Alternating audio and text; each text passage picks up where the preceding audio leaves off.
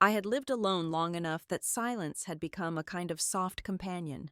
Not the lonely kind, but the steady kind that comes when you finally build a life on your own terms. I was 34 years old, working as a compliance analyst in downtown Madison, and had been on my own since my mid-20s. My condo, the one I bought in 2019, after years of grinding through long nights and early mornings, was the first place in my life where no one told me what I owed them. I paid every bill myself. I handled every crisis myself. I came home to a space that stayed exactly as I left it. That kind of independence becomes its own quiet religion after a while. Even now, when I think about that December evening, I can still feel the shift inside me. Before everything cracked open, I was driving through the city at dusk.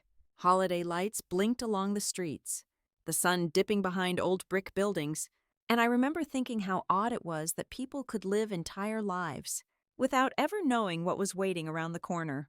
Maybe that was why I answered my phone when Mom called earlier that day, her voice too bright as she reminded me of Christmas dinner. I knew the tone. It meant she had rehearsed something, though at the time I could not imagine what. By the time I pulled into their driveway, the world had settled into that cold, crisp Wisconsin quiet. Inside, everything looked normal. The tree glowed in the corner. Mom moved quickly between the kitchen and dining table, doing what she always did best, filling space so she did not have to speak directly about anything real. Rachel was already seated scrolling on her phone, her nails tapping without rhythm. Dad sat at the head of the table with that posture he always carried, the one that said he owned every room he entered. It was the kind of family gathering that felt scripted, a set we had all learned to stand on. We talked about safe topics, weather, a neighbor I barely remembered, work, though I kept that brief. I had learned that any good news from me somehow became an accusation against Rachel. There were small smiles, almost polite, the kind families wear when they have not resolved the deeper things simmering under the surface. Before I continue, let me slip in something that might feel a little unexpected. Whenever I tell a story like this, people often share where they were or what they were doing when they listened. So I am curious. What are you doing while you are here with me at this moment? I remember where I was when all of this happened. I was sitting at that long dining table, my hands wrapped around a warm mug, never imagining that my entire understanding of family was about to tilt sideways, back at the table. Dinner settled into the kind of silence that never lasts long with Dad. He enjoyed filling silence. He set down his fork, cleared his throat, and turned to me with a casualness that did not match the weight of what he was about to say. He said that Rachel would be moving into my condo the following week as a new start for her. He said it as if he were announcing the arrival time of a train, as if this was something we had discussed, as if my home belonged to him to assign. For a heartbeat, I actually thought I had misheard him. Rachel looked up from her phone with no surprise at all. That was the first sign that this was not spontaneous. It had been arranged, decided, packaged, delivered. I felt something old and instinctive rise in my chest, a tightening, a heat, the beginning of protest that for most of my life I had learned to swallow, back down. But this time I did not swallow it. The word left my mouth before I had fully thought it through. I said no, not loud, not dramatic, just a plain, steady no. It was remarkable how fast the temperature in that room changed. Mom froze with a serving spoon in her hand. Rachel blinked, stunned for once in her life. Dad leaned back like I had insulted him personally, which in his mind, I suppose I had. He asked me what I had just said, though we both knew he heard it. I repeated myself with the same calm. I will not let Rachel move into my condo. That was all. There are moments when time seems to split. Before and after. In the past, there had been the weight of long-practiced obedience. In the after, there was only the sharp sound of his anger rising too quickly. Dad pushed his chair back so hard it scraped the floor. Before I could register the motion, his hand came across my face. The slap was not the worst pain. It was the shock that did it. The humiliation. The way the room seemed to tilt. The heat is blooming across my cheek. I had not been hit like that since I was a teenager. Back when I still believed that keeping the peace was a kind of survival. Rachel stared. Mom whispered something I did not catch. Dad pointed at me and called me an ungrateful brat, told me I was dead to him. As if he were casting a spell, he had the authority to speak. But here is the part I remember most. I did not say a single word back. Not one. I felt my breath settle in my chest. I pushed my chair back with quiet control, stood up, and walked to the door. Mom said my name with a sharp break in her voice, but even that did not stop me. I reached for my coat, slipped it on, picked up my bag, and stepped out into the cold December night. I did not run. I did not cry. I did not shake. The cold wrapped around me like a shock of fresh air, and for the first time in years, I felt something uncoil inside me. A long conditioned silence finally lifting. Snow crunched beneath my boots as I walked toward my car. My cheeks still burned, my heart thudded, and yet something in me was impossibly still. I stood there beside my car, hearing muffled sounds from inside the house that no longer felt like mine, and I realized this was the first time I had ever walked away without turning, back to keep the peace. I had no idea what would come next. I only knew that the air felt different now, like the crack of a frozen lake right before it shifts into a new shape.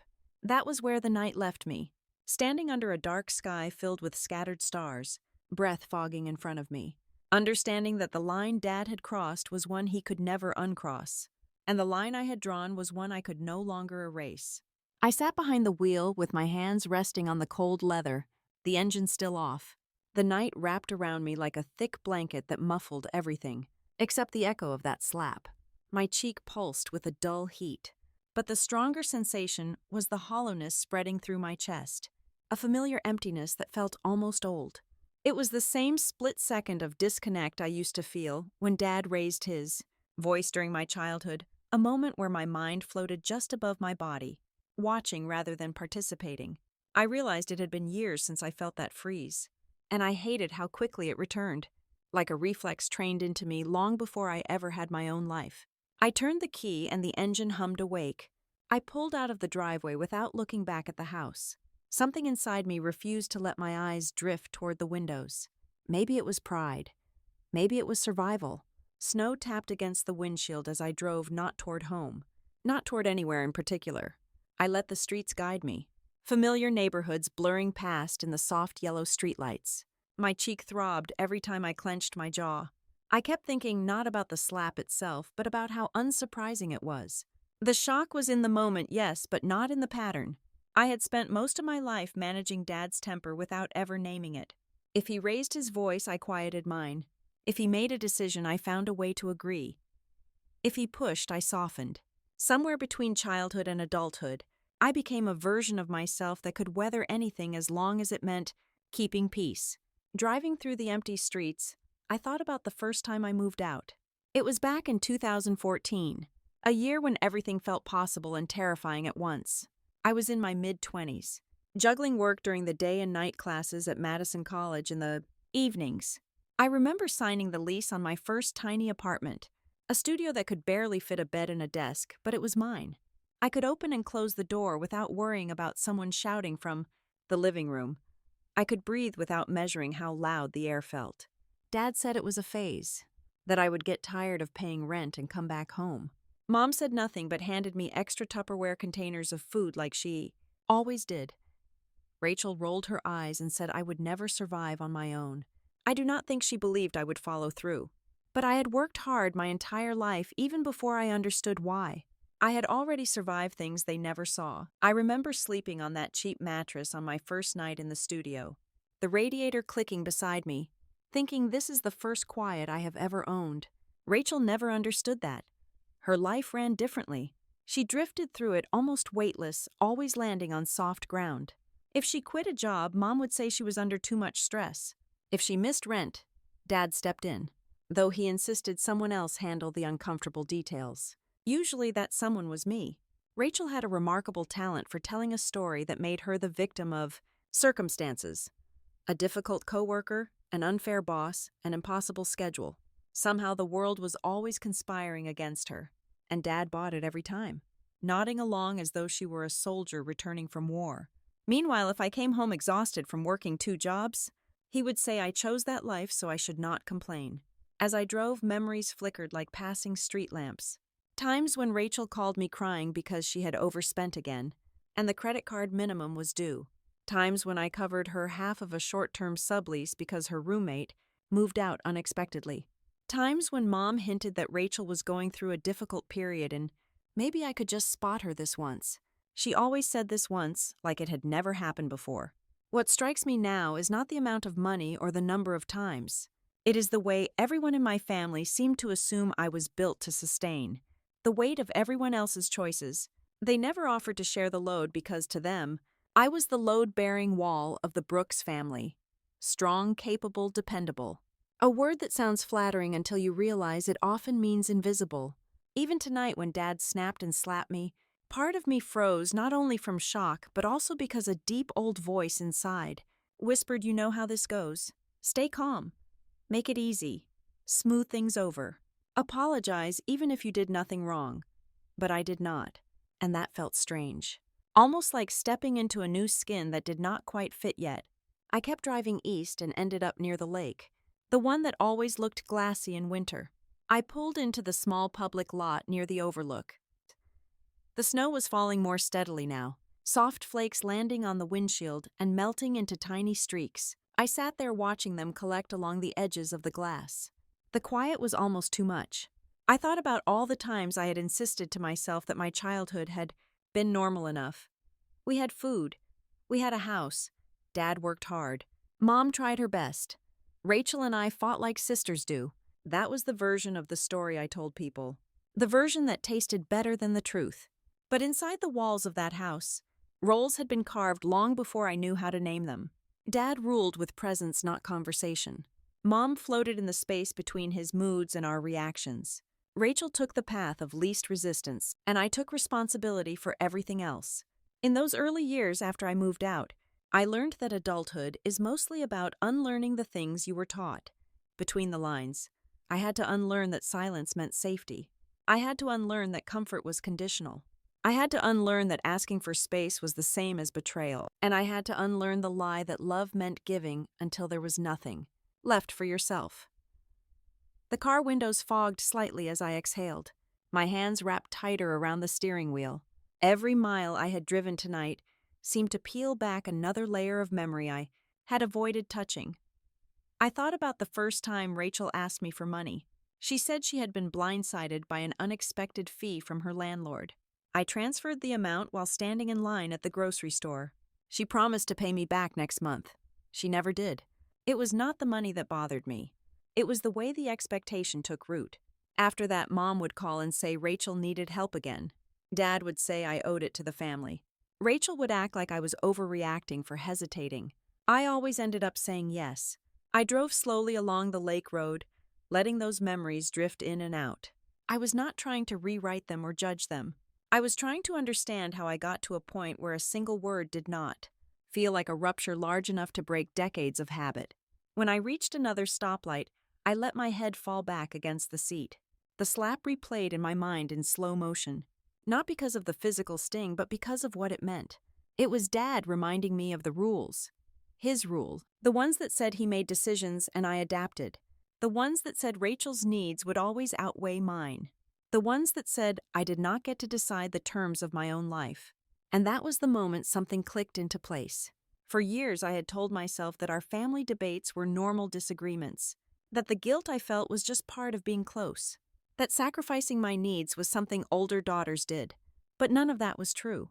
There had never been a conversation, only decisions handed down like orders.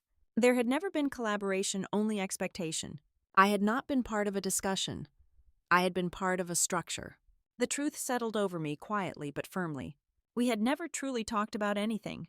Not about boundaries, not about needs, not about fairness. Dad made choices, and the rest of us adjusted. Even Mom bent herself around his word, smoothing over rough edges to keep the peace. I had spent so long filling in the gaps that I had mistaken the wait for love. As I turned back toward my neighborhood, I felt something dull but steady gathering in my chest. Not anger exactly, more like clarity. The kind that arrives only after you have been pushed past a line you did not know you had drawn. I passed familiar streets, houses with glowing windows. People inside living their own small lives. It felt surreal to realize how radically my own life had shifted in the span of one dinner. When I finally pulled into the parking lot of my condo building, the streetlights cast a warm circle across the pavement. I parked and turned off the engine.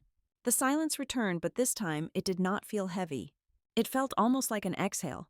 I stepped out into the cold, the wind brushing across my face, cooling the last lingering heat of the slap. Snow crunched beneath my boots as I walked toward the entrance. Each step felt deliberate, as if I was relearning the sensation of walking without carrying someone else's weight.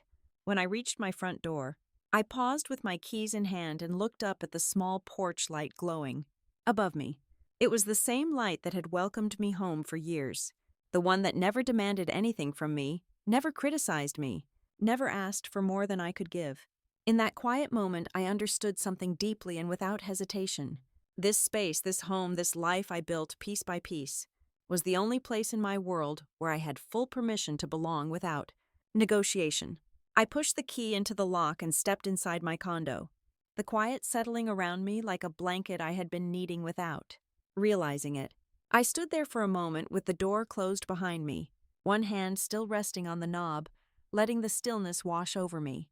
This place had always been my refuge, but that night it felt like the only spot in the world where my breath belonged entirely to me. I turned on a single lamp in the living room and sank onto the couch, feeling the weight of everything that had happened pressing down on me in slow, pulsing waves. I was exhausted, but not the kind of tired sleep I could fix. When morning came, it arrived too soon. My alarm chimed softly, pulling me out of a shallow drift rather than a real sleep. My cheek was still tender when I touched it. A faint swelling had risen overnight. I stared at myself in the bathroom mirror, taking in the small but undeniable proof of Dad's temper. It should not have surprised me, yet it did. Not because he had never hit me before, but because it had been so long and I had truly believed I had outgrown the reach of his anger. Work felt like the safest distraction I could cling to, so I dressed, grabbed my coat, and headed out. The cold air bit at my skin as I walked to my car, sharper than usual, almost cleansing. The drive into downtown Madison passed in a blur of stoplights and half-formed thoughts. Every time I tried to focus on something practical, like a meeting I had that afternoon, my mind drifted back to the night before. Dad's voice, Mom's silence, Rachel's blank surprise, the sound of the slap that still echoed in my mind. By the time I reached the office parking structure, my phone had already buzzed 4 times. When I finally checked it during the elevator ride, the messages were exactly what I expected. Mom asked if I was ready to apologize yet. Mom insisted the situation had gotten out of hand because I embarrassed Dad. Mom reminded me that families fight all the time, and strong daughters help restore peace. There were no questions about how I felt, no checking if I was safe. Just a familiar string of guilt-shaped sentences dressed up as concern. At my desk, I set my phone face down and tried to focus on the morning reports that needed reviewing, but everything blurred together. My mind kept circling around one question. Was last night the breaking point because of what happened, or because of what it revealed about everything before it? I kept moving tabs on my screen, trying to force attention into the row of spreadsheets, but my body felt wired, alert, like someone who had been startled awake and could not quite re-enter herself. When lunch finally rolled around, I grabbed my coat and headed to the small break room kitchen. That was where I ran into Megan Carlisle. Megan had a way of reading people without prying. It was one of the many reasons she was good at her job in HR. She gave me a quick glance, her eyes flicking to my cheek before returning to mine. She did not gasp or fuss. She just tilted her head slightly, quietly inviting honesty if I wanted to offer it. "Rough morning," I said, forcing a small smile. Her eyebrow lifted. "Is it just a morning thing, or does it go back to last night?" I exhaled, leaning against the counter with my coffee in hand. "It goes back further than last night, but last night did not help." We ended up at one of the small tables tucked in the corner. Megan waited, her posture relaxed, her expression open in a way that made it easy to start talking. I told her not everything but enough. The dinner, the announcement, the slap, the words Dad had flung at me like a verdict. Megan listened without interrupting, which somehow made the truth settle deeper in my chest.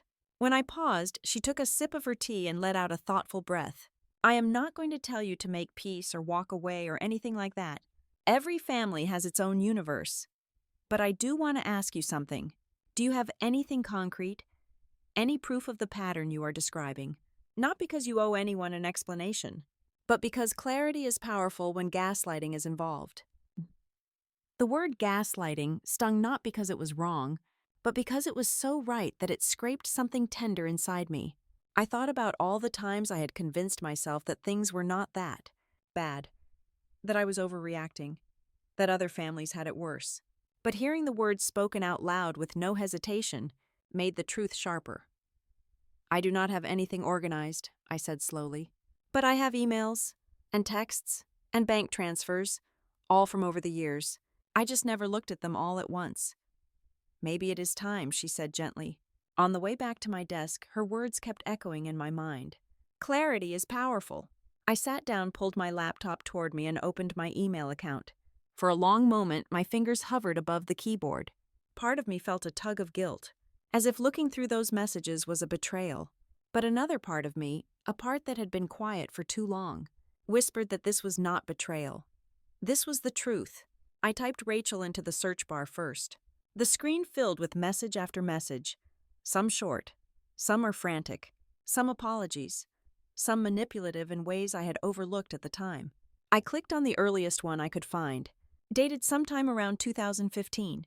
She had asked me for help covering part of her rent because her hours had been unexpectedly cut. I remember doing it without hesitation, without question, without asking why I had to be the one to fix it. I scrolled through the years. Requests for money, requests for favors, requests for help talking to a landlord or utility company, then messages from Mom. Soft but firm reminders that Rachel was under a lot of pressure. That family steps up. That I was good at handling things. Good at calming situations. Good at making problems disappear. I switched to my banking app. There were transfers scattered throughout every year from 2015 to 2023. Some small, some not. All of them marked in my memory as temporary solutions that somehow became permanent expectations.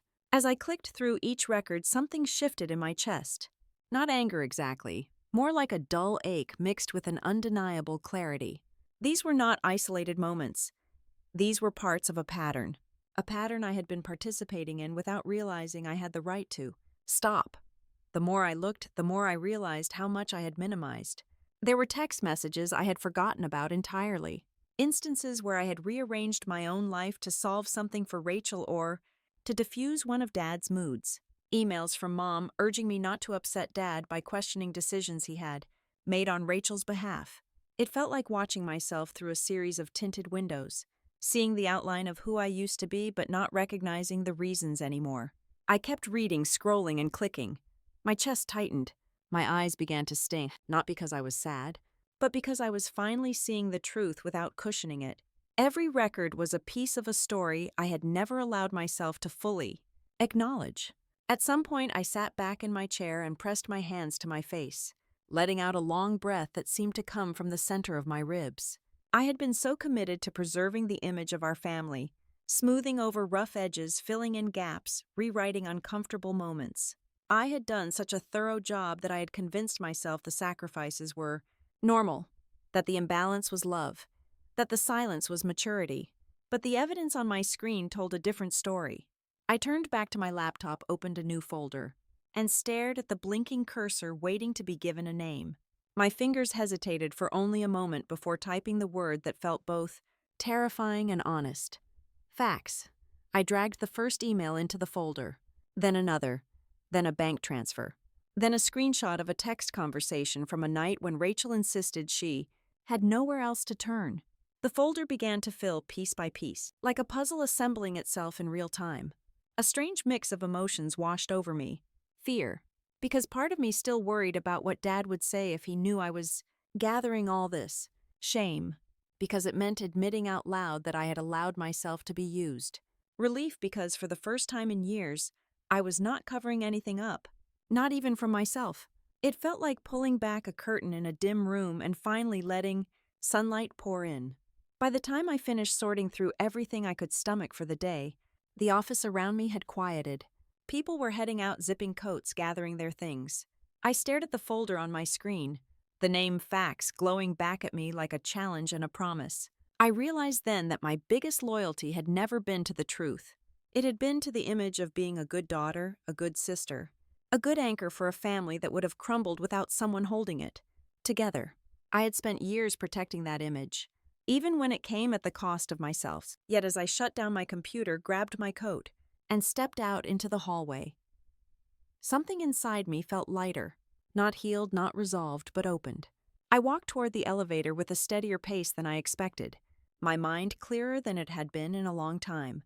I had always believed that protecting the idea of a family was the same as protecting the people within it, but looking at the evidence laid out so plainly showed me how wrong I had been. I had not been shielding us. I had been shielding a story we all pretended to believe in. The doors opened and I stepped outside into the crisp evening air, realizing that for the first time in my adult life, I had stopped protecting the version of the Brooks family that only ever lived in my imagination.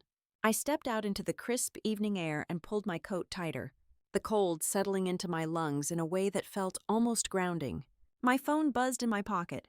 I ignored it at first, thinking it was another message from Mom, another plea wrapped in guilt. But when it buzzed a second time, I pulled it out.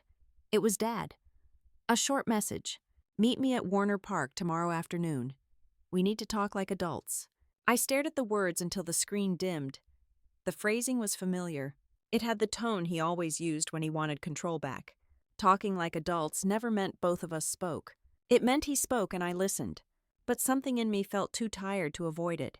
If this was going to continue, I wanted it to be in the open. I wanted to see their faces when I did not fold. The next afternoon, I pulled into the gravel lot by the old picnic area near the pond. I have been coming here with my family since I was little. Birthday parties, summer picnics, awkward teenage conversations. It was the kind of place that held memories without asking for them. The sky was overcast, pale gray with streaks of lighter clouds drifting over the bare winter trees. Dad was already there, standing near one of the benches with his hands in his pockets. Mom sat on the far end of the same bench, her posture stiff. Rachel stood a few paces away, pretending to scroll through her phone, even though I could tell she was watching me approach in the reflection of the screen. I walked slowly toward them, my boots crunching over the thin layer of snow that had not melted yet. With each step, my heartbeat grew louder. Not from fear, but from the weight of what I was about to do. When I reached them, Dad nodded once, a sharp little gesture that always meant sit. I did not sit. Instead, I stood across from him, leaving enough space so I could breathe. Dad looked at me with a face that tried to be soft but did not quite make it. What happened the other night was an overreaction. We all got emotional. His tone was calm, measured. The same one he used when he tried to reshape the narrative before anyone else could. Mom clasped her hands tightly in her lap. I wish you had not walked out like that. Your dad was upset. You know how he is when he feels disrespected.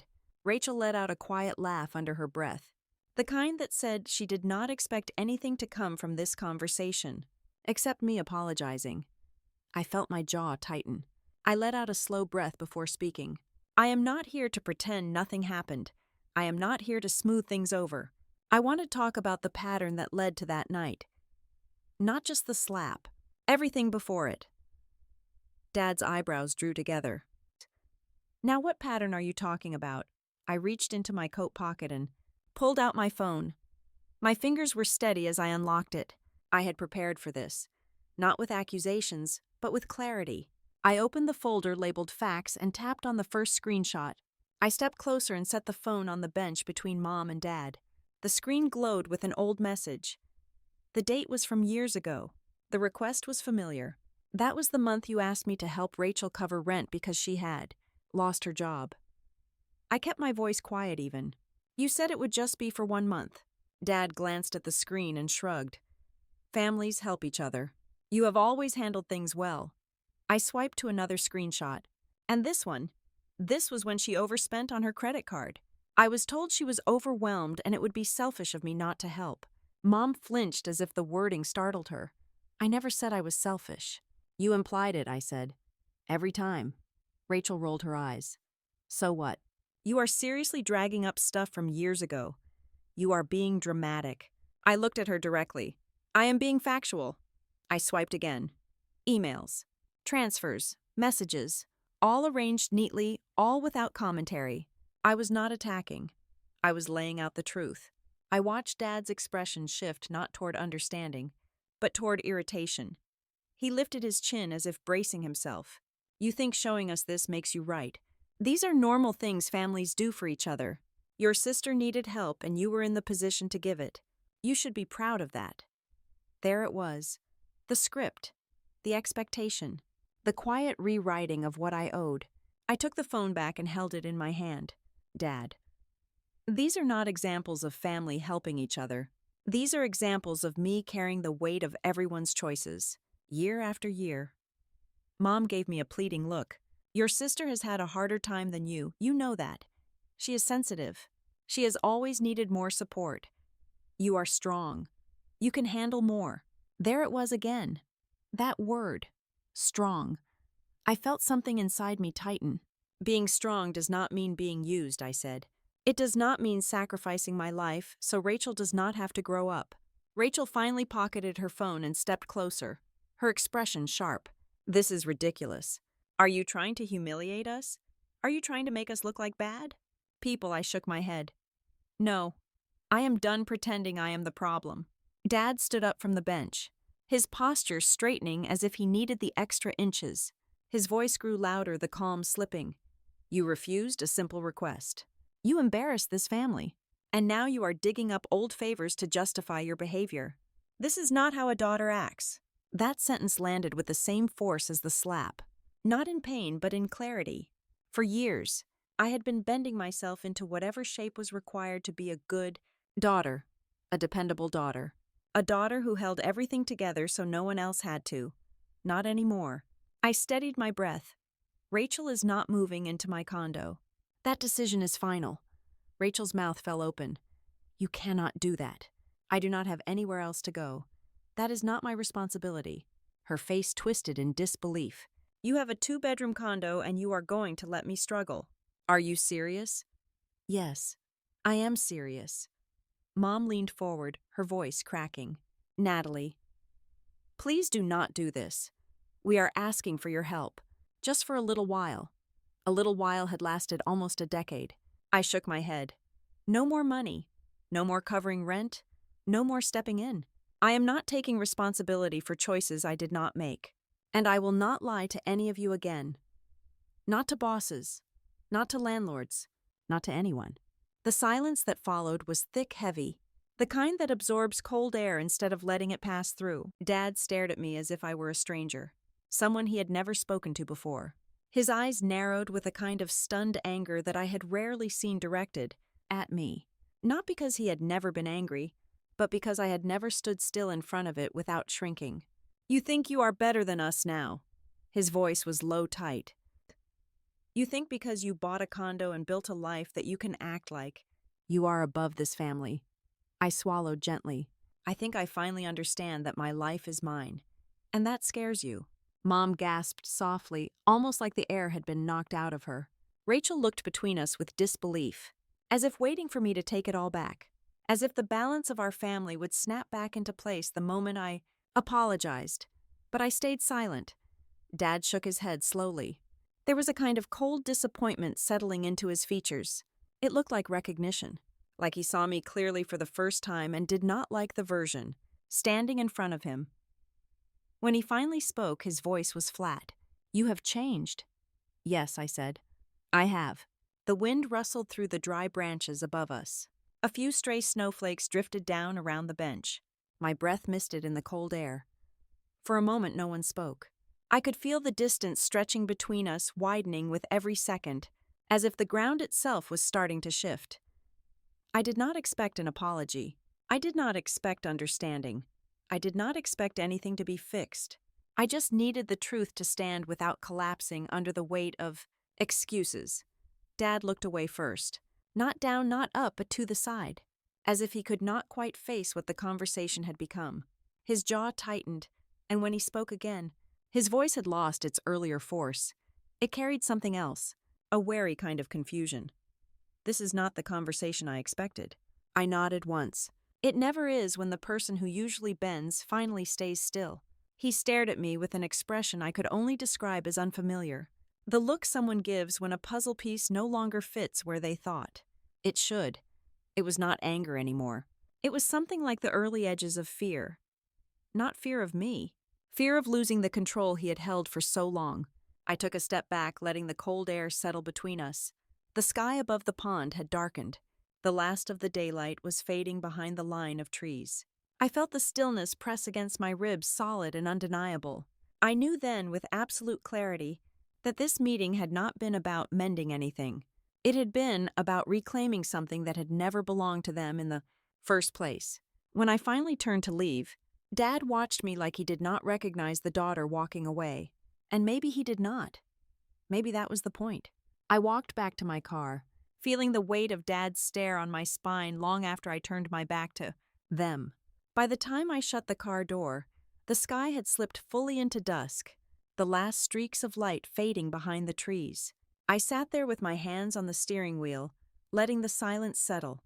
Something in me felt raw, not broken but scraped clean. I had stood my ground.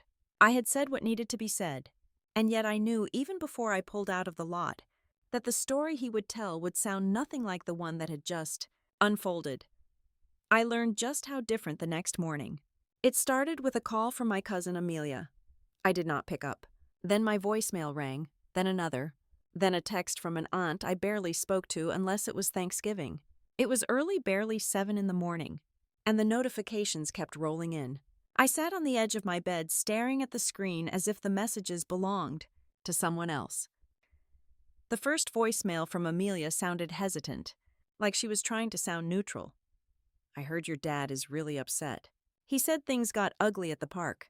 Said you blew up at them. Said you refused to help your sister and stormed off. Is everything okay, Nat? I closed my eyes and let out a quiet, humorless laugh. Blew up. Stormed off. He had always been skilled at rewriting scenes, shifting details just enough so the story bent around him. I deleted the voicemail and did not reply. Then Aunt Lydia. Her voice was sharper. Your mom is devastated. She said you embarrassed them in public and threw 10 years of generosity in their face. Families do not treat each other that way. Call your mother and fix this. Generosity. The word stung more than I expected. I dropped my phone onto the comforter and stared at the ceiling for a long moment, feeling the old instinct rising again, the one that told me to call. Explain, smooth it all over before it rolled too far. But then I remembered Dad's eyes at the park, the way he had looked through me as if I had stepped out of place by breathing. I remembered Rachel's disbelief that I would not be her safety net anymore. I remembered Mom's soft tone, the one she used whenever she wanted me to absorb everyone else's consequences. I lifted the phone again and turned it off. By mid-morning at work, I had turned it back on, mostly because the buzzing in my purse was starting to attract looks from people walking past my cubicle. I tucked a loose strand of hair behind my ear, took a sip of the lukewarm coffee I had abandoned earlier, and scrolled through the new messages. 8 missed calls, 7 texts, a voice message from someone I had not talked to in months, and then a name appeared that made my stomach tighten. Elaine Porter, my mom's younger sister, the one person in my extended family who never spoke without saying exactly what she meant. She was blunt enough to be uncomfortable sometimes, but she was also fair. I hesitated only a second before answering her call. Her voice came through steady and firm. I want to understand what is going on. Your mom is saying you blindsided them with accusations. Your dad says you humiliated him in a public place. But those two are not known for giving the full picture. Tell me what actually happened. I let out a slow breath. There was something in her tone that made it easier to speak plainly. So I did. Not emotionally. Not dramatically. I told her Dad announced Rachel would move into my home without asking me. I told her about the slap at Christmas dinner. I told her the meeting at the park was not a conversation but a performance, meant to reassert control. And when she asked specifically about the financial part, I answered without offering any extra commentary. Yes, I had been helping for years. No, the help had not been temporary. Yes, I had records. Elaine was silent for a long moment. When she finally spoke, her voice had softened. I figured it was something like that. Your dad made it sound like you fabricated things, but they forget I have a memory. You have always been the one taking care of everything. Rachel never carried her share. So listen closely. I do not think you are wrong. I think you finally stopped apologizing for being right. My eyes burned for a second, though no tears came. That was the closest anyone in my family had come to acknowledging the truth. Out loud. I thanked her quietly and ended the call. The moment my phone screen lit up again, I felt something drop in my stomach. A new message appeared in the family group thread, one that did not come from me. Someone had forwarded part of my conversation. Not the whole thing, not the screenshots. Just enough to imply there were numbers. Enough to imply there was evidence. A cousin typed right after. What numbers? What is everyone talking about? Then another. I heard there were transfers. Did she really pay for things all those years? Then Lydia again. This is getting out of hand. Family businesses should stay private. Dad finally jumped in. She is manipulating things to make us look bad. Do not believe everything she says. She is twisting old acts of kindness. Kindness. That word again. It struck me as almost funny now. How often people used it to rename obligation. I set the phone on my desk with a soft thud and stared at the thin stack of papers I had been reviewing before the messages started. My hands felt strangely steady given the churn in my chest. It was not me forwarding anything. It was not me sharing the truth. Someone else had seen enough to start talking, even if their intentions were unclear. For the first time in my life, I was not the guardian of the family image. I was not the filter. I was not the glue. The story had slipped out of my hands and into the world of people who had their own interpretations of what fairness looked like. At lunch, I sat alone in the small break room, picking at a salad I did not really want. The fluorescent light hummed overhead. My appetite was gone, replaced by an ache that was half anxiety, half relief. The sounds of the office drifted in from the hallway. Someone is laughing. Someone complaining about a printer. Normal things. Everyday things. And none of them had any idea that I was sitting there watching my family's narrative unravel one message at a time. Near the end of my break, another message popped up. This one from a second cousin who lived in Minnesota. Word travels fast in our family. Heard you cut your parents off and refused to help your sister. Is that true? I exhaled slowly. Even she had heard. Someone was passing the story along like a chain reaction. I replied with a single line. I am protecting my boundaries. That is all. I knew she would read between the lines. Whether she understood or judged me was not my concern anymore. Not in the way it used to be. When I walked back to my desk, Megan, our HR manager, passed me in the hallway. She paused when she saw my expression. Everything is all right. I considered brushing it off. I did not. Not fully. Family stuff. It is messy right now. She nodded with a sympathetic half smile. Family always is. Let me know if you need someone to talk to. And remember that other people's stories about you do not have to become your reality. The simplicity of the sentence stunned me more than I expected. I carried it back to my desk and let it settle in my mind. By late afternoon, the group thread had ignited. More cousins chiming in, some asking questions, some taking sides, some trying to calm the storm. A few messages had been forwarded again because people often forgot how technology worked. It was not malicious, just careless. But in a family where gossip was its own currency, that carelessness spread quickly. I watched the messages scroll by and felt something in my chest shift again. For years I had believed that if I spoke the truth, it would cause more damage than help. That honesty would fracture us. But the truth had always been sitting there like an invisible thread. Pulling on it did not create the cracks, it only revealed them. As I sat in my car after work, headlights from passing vehicles flicking across the dashboard, I thought about something Elaine had said. The part about stopping apologizing for being right. It echoed through my mind for a long moment. I looked at my phone one more time before putting it face down beside me. The messages had slowed for now, but the story was no longer contained. It was out in the open, moving between people, reshaping itself, slipping through hands. And for the first time, I realized something important. The truth once spoken does not stay obedient. It does not stay tucked neatly inside the lines you draw for it. It spreads. It shifts. It becomes its own thing. The truth no longer belonged to any one person, not even me. That thought stayed with me as I pulled into the underground lot beneath my building. The motor hummed to a stop, and I sat there for a few seconds staring at the dimly lit concrete wall. Even the quiet felt different now, like the air had shifted around me and I had not caught up to it yet. I gathered my things and headed upstairs, the elevator ticking softly as it rose floor by floor. When I unlocked my door, the familiar scent of my home wrapped around me. Normally, it soothed me, but tonight it felt like a reminder of how thin my footing had been all those years carrying weight alone in the background of every decision my family made. I put my bag on the counter and was about to turn off my phone for the night when a new email notification appeared on the screen. The sender name made my stomach tighten. Brian Cole, Rachel's former manager. I tapped it open and stood there in the middle of my living room reading it, twice to make sure I had not imagined it. Hello, Natalie.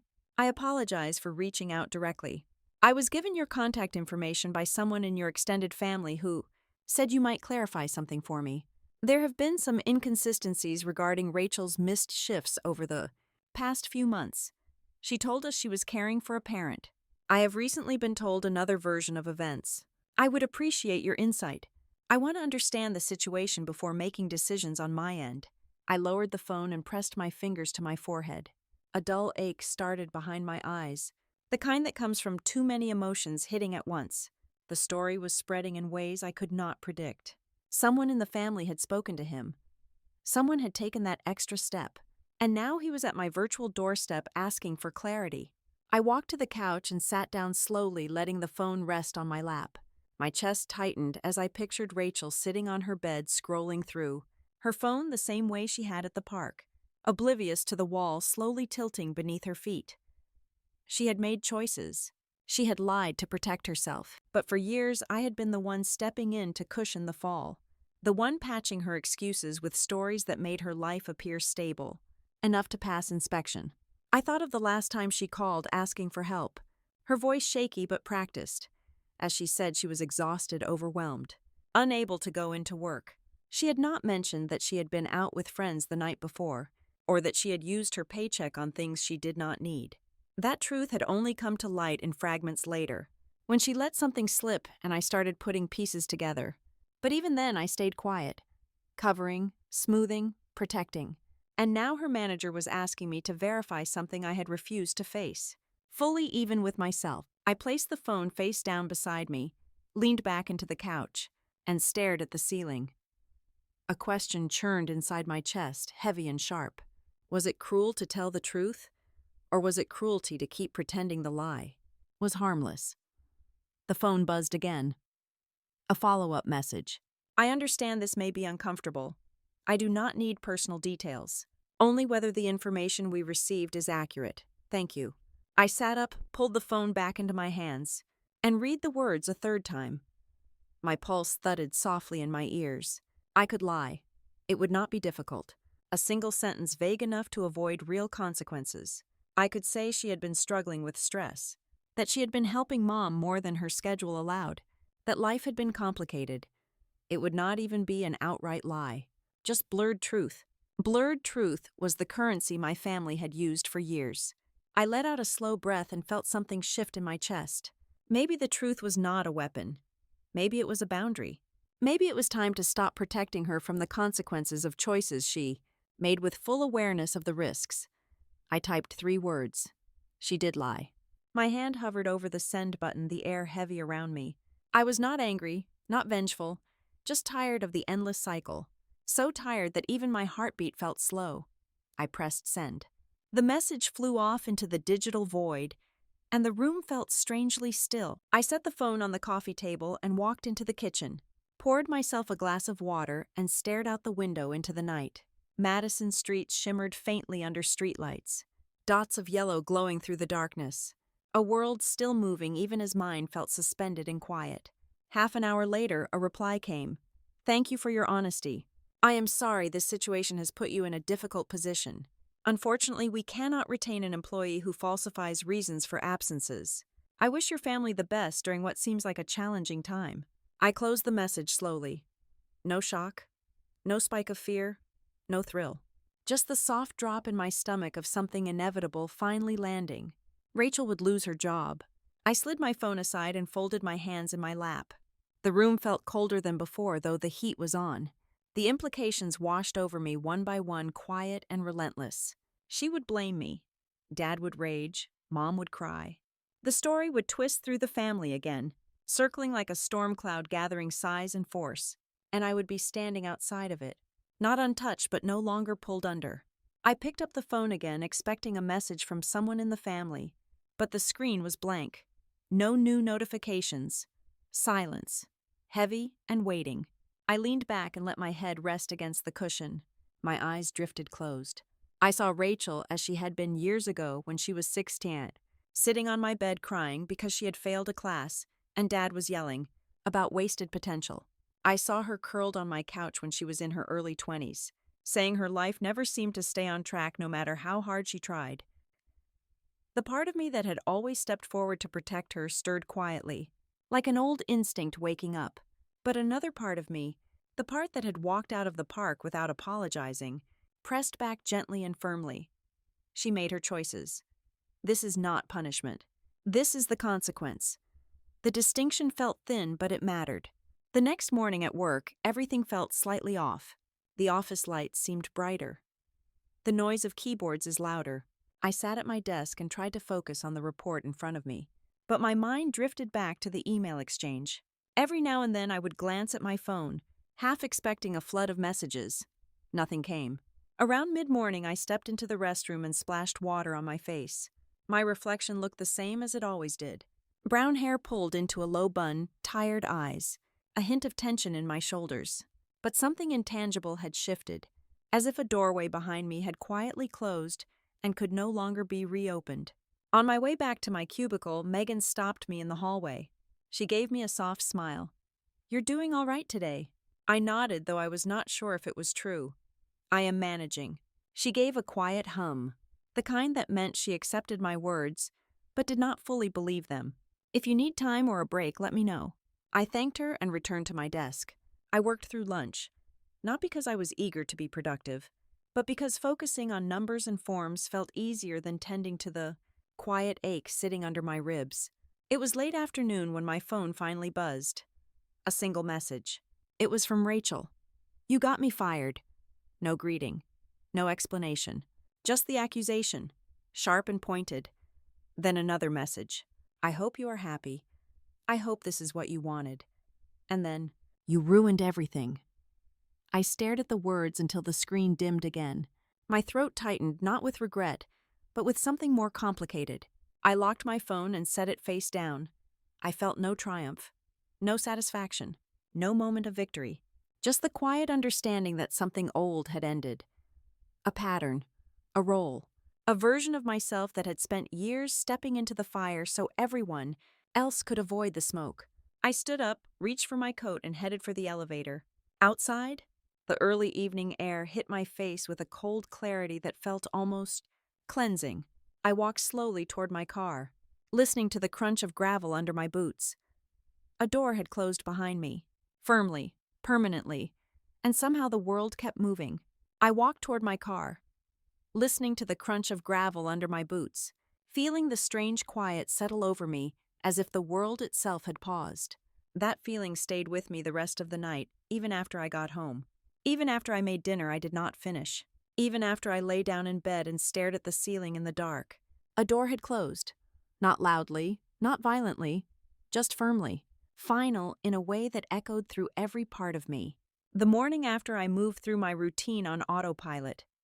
Shower, coffee, work. I kept waiting for my phone to explode with messages from Mom or Dad, for some eruption to follow the fallout. But the screen stayed dim, the silence almost eerie. Part of me wondered if the real storm was gathering somewhere I could not see. Yet, it arrived that evening. I had just changed into sweatpants and a soft old sweatshirt, planning to make a pot of tea and settle back into the couch, when pounding rattled my front door so hard, the picture frame on the wall shook, not knocking, pounding, angry, urgent, frantic. I froze for a second before walking toward the door, my steps slow and heavy. I already knew who it was. My body recognized the energy before my brain caught up. I slid the chain lock into place and opened the door just a few inches. Rachel stood in the hallway, eyes red mascara streaked across her cheeks. Her hair was pulled into a messy bun that looked more frantic than casual. Her chest rose and fell quickly like she had run up the stairs. The second she saw me, her face twisted. "You ruined my life." Her voice broke on the word life, and the sound echoed down the hallway. I kept one hand on the door, the chain a thin line of metal between us. Rachel, you cannot be here. She stepped closer until the chain strained. You got me fired. I have no job, no money, no safety net. Are you happy now? Is this what you wanted? To watch me fall apart so you can feel superior? Her tears were real, but so was the fury. Both emotions lived side by side, battling for dominance. I took a slow breath. I did not get you fired. I told the truth when I was asked. You lied about why you missed work. That was your choice. She let out a sharp laugh that cracked halfway through. Do you hear yourself? You sound like someone who has never made a mistake in her life. You think you are better than me. You always have. I shook my head gently. No, Rachel. I think I am done cleaning up the messes that come from your choices. That made her slam her palm against the door with a force that jolted through the frame. You are heartless. You are selfish. You threw away your own family because you wanted to look righteous. Her voice wavered. Then it rose again, desperate.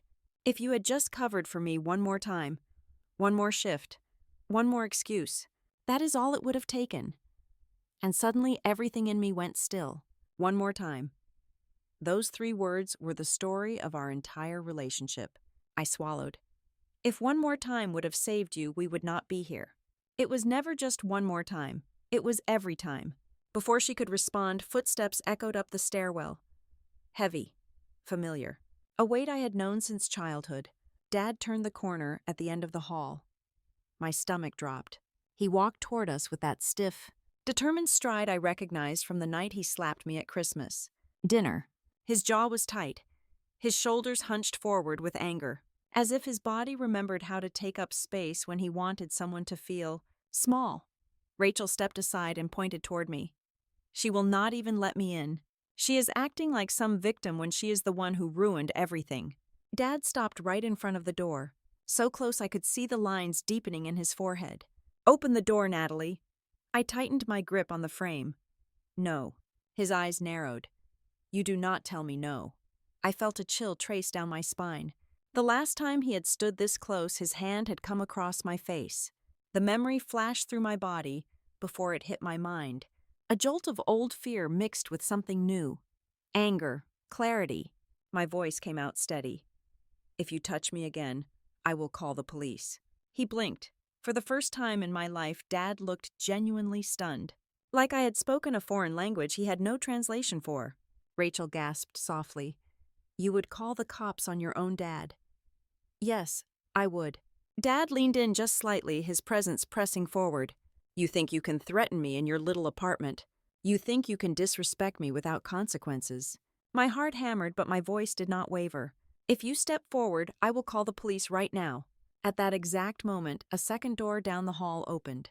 Daniel Hargrove, the property manager, stepped out holding a stack of mail and a toolbox. He looked between the 3 of us, quickly assessing the tension. His posture stiffened, protective in a calm, professional way. Is everything all right here? Dad straightened but did not step back. This is a family matter. Stay out of it. Daniel's eyes shifted to me. Do you want them here, Natalie? I shook my head once. No, I do not. That was all he needed.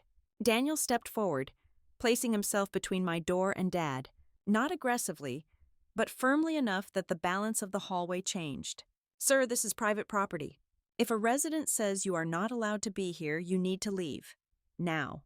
Dad's head snapped toward him. I am her father. I am not trespassing. Daniel kept his voice level. If she says you are not welcome legally, you are trespassing. And I am obligated to enforce that. Rachel looked between us, her anger shifting into something else. Confusion. Panic.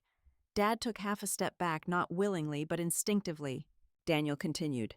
If either of you attempt to force entry or continue pounding on her door, I will contact the police and file a no trespass directive on behalf of the building. The hallway went quiet, completely silent except for the faint hum of a ceiling light. Dad stared at Daniel, then at me, then at the chain on my door. His jaw clenched as if he was chewing down words he did not want anyone else to hear. For a full 10 seconds, he did not move. It was like watching a man wrestle with a life script that no longer worked.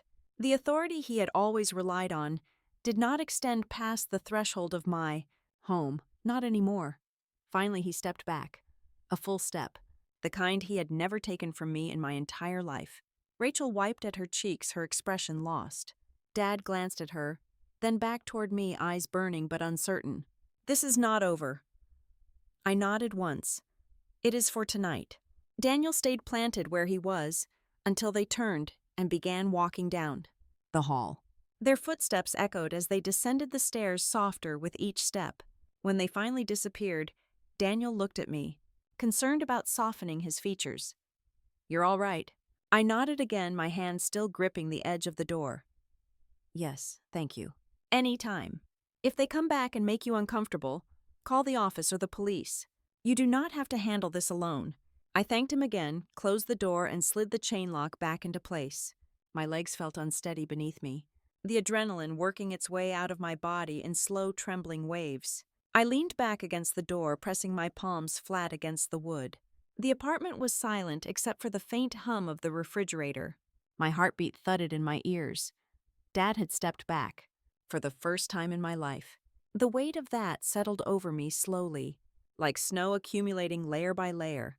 Not heavy, not suffocating, just undeniable.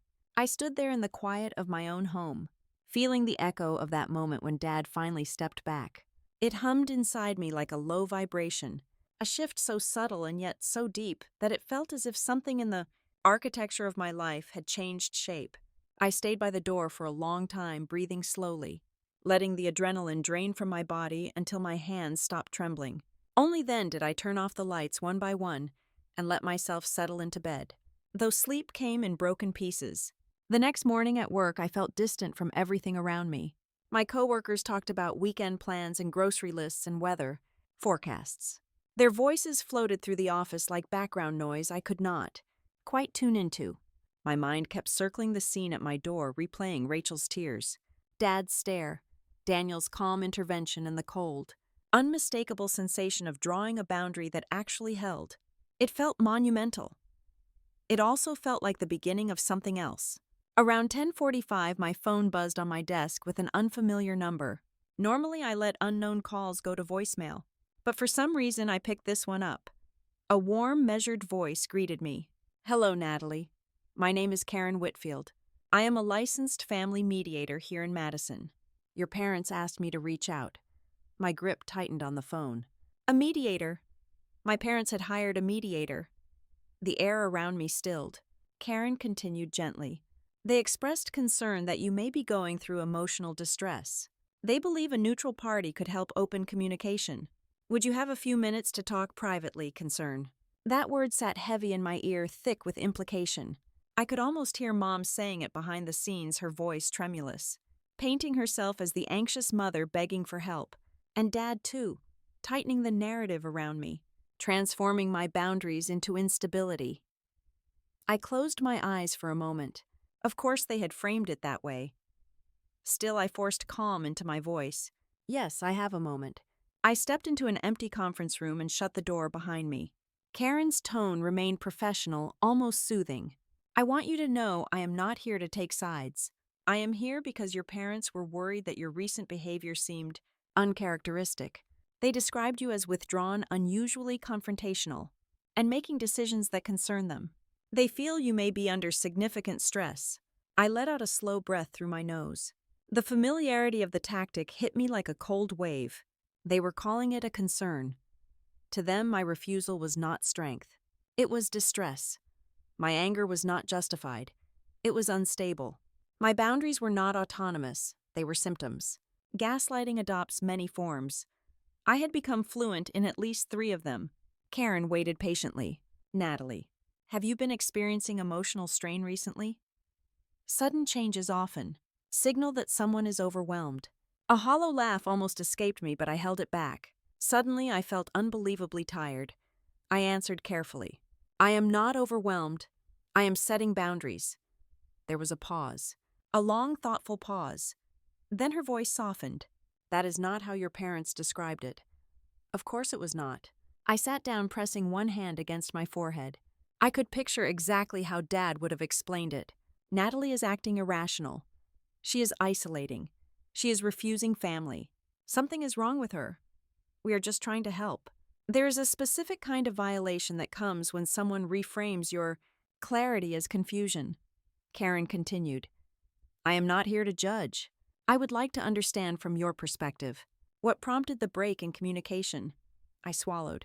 My voice emerged quieter than I expected. My dad slapped me. The silence that followed was different. Heavy. Humans. Karen's voice lowered. I am very sorry that happened. Thank you for telling me. That must have been extremely painful. I stared at the empty chair across from me, feeling something tighten, then loosen in my chest. He slapped me at Christmas dinner. Then again at the park, he tried to rewrite the story. And when I said no to something unreasonable, he escalated. My sister's choices became my responsibility. Everything always defaulted to me. I said no. That is all that changed. Another pause. Then Karen said something that caught me off guard. Setting a boundary is not a behavioral crisis. It is an act of self-protection. My breath hitched slightly. I had not expected validation. I had braced myself for neutrality at best. She continued, sometimes families who rely on one member to stabilize everything struggle when that person steps away. They may interpret boundaries as abandonment. They may even pathologize it, but that does not make your boundary unhealthy. My eyes stung faintly. I blinked hard. Karen exhaled gently through the phone. I am not here to diagnose, but what you are describing is not emotional dysfunction. It sounds like a shift in long-standing family roles. That can feel destabilizing, especially to those who benefited from the old dynamic. Her words sank into me slowly, like warm water, like recognition. Then she added, your parents have requested a mediation session. Would you be open to that? I hesitated. I imagined sitting in a room with Dad insisting he was the victim of my disobedience, Mom wringing her hands, Rachel glaring. I imagined Karen sitting between us trying to guide conversation that would inevitably veer toward emotional pressure, guilt, demands, and denial. The old script. But I also remembered the park, the door, the chain lock, the way Dad had stepped back when I refused to yield. Maybe mediation could serve a different purpose this time. If I set the rules. I took a long breath. I would be open to mediation under certain conditions. Karen replied calmly, I am listening. I listed them slowly, one by one, my voice steady as I shaped each line of protection. My physical safety is not negotiable. My dad must remain seated and across from me at all times. There must be no yelling, no touching, no approach, no accusations about mental instability, and no requests that involve me housing or financially supporting my sister. Karen hummed in acknowledgement. Those are reasonable boundaries. I can implement them. And one more thing I said. My participation is voluntary. If at any point those boundaries are crossed, I will leave. She answered with more warmth in her voice than before. That is absolutely your right. I will communicate these terms clearly to your parents. If they agree, we will proceed. If they cannot, the session will not happen. I closed my eyes and let out a breath that felt heavier than expected. Thank you. After we ended the call, I stayed in the empty conference room for a moment, letting the weight settle. My hands were steady, my breathing even. There was something grounding about hearing a professional say I was not unstable. I was not irrational. I was not breaking down. I was breaking a pattern. I walked back to my desk with a slow clarity in my steps. The office hummed around me. Phones rang. Printers whirred. People laughed 3 cubicles away. The world remained unchanged. But I felt different from the person who had walked into that room minutes earlier. That afternoon, as I packed my bag to leave work, a quiet realization settled over me like a thin blanket. Control did not always look like yelling. It did not always look like slamming fists or harsh words. Sometimes control arrived dressed as concern. Sometimes it spoke softly. Sometimes it wrapped itself in gentleness and called itself help, but the effect was the same. Erase your boundaries. Erase your autonomy. Return to the role we assigned you. Be who we need you to be so we do not have to change. Walking to my car, my breath visible in the cold air, I felt the smallest flicker of something steady inside me. Strength. Not the old kind, the kind they used to justify piling weight onto me. A new kind. The kind that knew when to say no. The kind that knew the difference between care and control. The kind that understood labels could be weapons. And the kind that finally recognized that their concern was never about my well-being. It was about preserving the version of me that served them best, a new kind. The thought lingered with me over the next few days as Karen coordinated the mediation session. I moved through work errands and evenings at home with a strange steadiness beneath my ribs, as if something inside me had finally locked into place. I was nervous but not afraid, upset but not unraveling. For the first time in my life, the idea of facing my family in a controlled room did not feel like stepping into a trap. It felt like stepping onto level ground. The mediation was scheduled for Saturday morning at a small office building on the west side of Madison. The sky was a pale winter blue when I pulled into the parking lot. My hands were steady on the wheel, but my chest felt tight in that familiar way that came whenever I was about to walk back into the gravitational pull of people who had shaped me for so long. I sat in the car for a moment, watching my breath cloud up the windshield. When I finally got out, the cold air hit my face with a sharpness that woke something in me. I wrapped my scarf tighter and walked toward the glass door of the mediation center. Inside, the waiting area was quiet. Neutral beige walls, plants that were real but well-trimmed, the kind that could survive almost anything. A coffee machine humming softly. The air smelled faintly of peppermint. Karen greeted me with a small smile. She wore a light blue sweater and held a folder in her hands. "Thank you for coming, Natalie. Your parents and sister are already in the conference room. Already here. I'm already waiting." That felt about right. I took a deep breath and followed her down the short hallway. When she opened the door, I found Dad sitting with his arms crossed, leaning back in his chair like he was guarding territory. Mom sat beside him, clutching a tissue, even though she was not crying yet. Rachel sat a chair away from them, looking smaller than usual, her gaze fixed on her hands. I sat across from them, leaving the table as a clear boundary. Karen settled in at the head of the table. She began with a calm tone. "The purpose of today is to give everyone a structured and respectful space to communicate. We will speak one at a time. We will honor boundaries, and we will focus on solutions that do not violate anyone's autonomy or safety." Dad's jaw tightened slightly at the word boundaries, but he said nothing. Karen turned to me first.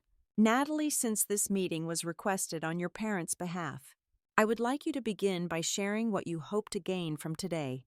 I folded my hands together and looked at each of them in turn before speaking. "I want clarity, and I want my boundaries respected.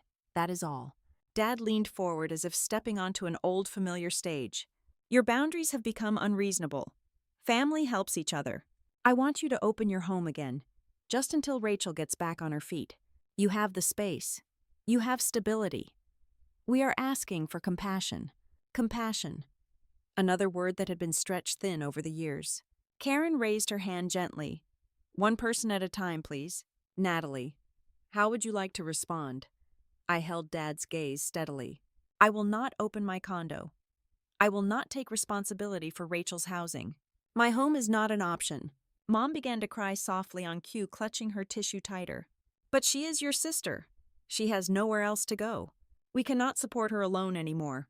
Rachel finally looked up at me, her eyes rimmed with exhaustion. "I am trying, okay. I lost my job. I'm trying to figure things out. But you shutting me out like this feels like betrayal." I felt something soften inside me, but not enough to bend. I exhaled. "I am not betraying you. I am stepping out of a role I never agreed to." Dad's voice sharpened. "Rachel needs a place to stay. We are not leaving here until we figure that out." Karen intervened gently. "We will work toward solutions. But housing is not something Natalie is obligated to provide, especially against her stated boundary." Dad bristled, clearly unused to a neutral party enforcing limits. I reached into my bag and pulled out a sheet of paper. My hands did not shake. "I have an offer. A final one." All three of them looked up. "I will pay for 3 months of therapy for Rachel. Not in cash, not through any of you. Directly to the clinic. Individual therapy weekly sessions with a licensed professional." Rachel's mouth fell slightly open. "Therapy?" Dad scoffed. "She does not need therapy. She needs help. That is what family is for." Mom dabbed at her eyes. "Therapy is expensive and unnecessary. She is just overwhelmed." I shook my head. "Therapy is the only help I am willing to offer. And it is not a punishment. It is an opportunity. 3 months, fully paid. After that, she continues if she chooses. But I am done stepping into the fire so she does not have to feel the heat. Rachel swallowed hard, her eyes glistening. You are offering therapy instead of a roof. I nodded, yes. Because a roof only solves the surface problem. Therapy addresses the patterns underneath. And I am not funding the surface anymore. Dad slammed his palm lightly on the table. We did not come here for this. We came for you to take responsibility for your family. Karen's voice cut in quickly. Excuse me. We need to pause. Mr. Brooks, your daughter is offering a structured, practical solution. You may not agree with it, but it is a legitimate boundary-based resolution. If you cannot engage respectfully, I will pause the session. Dad looked like he wanted to argue, but Karen's tone allowed no opening. After a tense moment, he leaned back and clamped his mouth shut. All eyes shifted to Rachel. She stared at the table for a long moment, her shoulders rising and falling with shallow breaths. I could see the flicker of pride, the sting of humiliation, the edge of fear, the swirl of anger, all of it fighting inside her. Finally, she whispered, "What if I do not want therapy?" I answered softly. "Then you do not take it, and you find your own solutions." Her face tightened. "I cannot afford it myself." I nodded once, which is why I am offering this. 3 months. A real chance to understand the patterns that keep pulling you under. But I will not be on the net anymore. If you want stability, this is the path. She wiped under one eye, catching a tear before it fell. Her voice cracked. I do not want to do this, but I do not have anywhere else to go. I do not have options. The room went still. She looked up at me fully, her eyes swollen, her voice thin. Fine. I will take the therapy, but not because you want me to grow or whatever. I am doing it because I have no choice. I met her gaze with quiet steadiness. Sometimes doing something out of necessity still leads to growth. You do not have to believe in it yet. Dad sighed heavily and shook his head in disapproval, but even he knew the conversation had moved beyond his control. Mom looked tired, deflated, like the script she wanted to follow had fallen apart in her hands. Karen nodded slowly, her voice warm. Then we have a starting point. 3 months of therapy paid directly by Natalie. No financial dependency, no housing dependency, no additional obligations. She looked at each of us to confirm. No one objected. Not even Dad, though the muscle in his jaw twitched. Karen closed her file gently. This is the first step toward new boundaries. It will take time. But clarity has been spoken today. That matters. As we all stood, Rachel lingered for a moment beside her chair, rubbing her sleeve with shaking fingers. I watched her quietly, unsure whether she would storm out, cry, or say something cutting. Instead, she exhaled slowly and murmured, I do not know what this means yet. I answered softly, You do not have to. It is just the beginning. She nodded, barely, almost imperceptibly, then walked toward the door. Dad followed, stiff and silent. Mom trailed behind her, tissue clutched tight. None of them looked back at me. I stayed seated for a moment longer, letting the air settle. I was not sure if anything had truly changed, or if this was just another fragile shift waiting to break. But the words had been spoken. The boundaries had been named, and for the first time they had not been dismissed. I picked up my bag, thanked Karen quietly, and walked out into the cold morning air, unsure of what came next. But certain of this, the line had been drawn, and not even my family could pretend they had not heard it. I walked out into the cold morning air, unsure of what came next, but certain of one thing. The line had been drawn, and they had all heard it. That certainty stayed with me in the days that followed. It stayed when the house was quiet at night. It stayed during long drives home from work. It stayed when I caught myself listening for a phone vibration that never came. There was a steadiness inside me that felt unfamiliar and yet deeply welcome, like discovering a locked room in a house I had lived in my whole life. 3 months passed quietly. Winter shifted into the slow thaw of early spring. The sidewalks around my condo grew wet and slushy, then slowly dried as the temperatures climbed. My life took on a rhythm that did not revolve around anyone else's crisis. No sudden phone calls begging for help, no pounding at my door, no demand disguised as family duty. My evenings became simple. Dinner, a book. A slow walk when the sun set a little later each night. Sometimes silence filled the apartment in a way that felt like it was healing. Parts of me I did not realize were tired. Every few weeks, Karen sent me short updates not detailed, just enough to confirm that Rachel was attending her therapy sessions. At first, I braced myself for each update, afraid she might have quit or stormed out or refused to participate. But each message said the same thing. She attended. She showed up. She was quiet but cooperative. 2 months and another update came. Rachel had taken a part-time job at a small bookkeeping company in Madison. Nothing glamorous, nothing stable yet, but something she had found herself and applied for on her own. She was going to therapy. She was working. She was paying for her own transportation. She was not asking me for anything. I let myself feel cautious hope. It was not perfect. It was my responsibility. And it was the first time I had ever seen it from her. Dad and Mom kept their distance. Not cold exactly, but measured, controlled.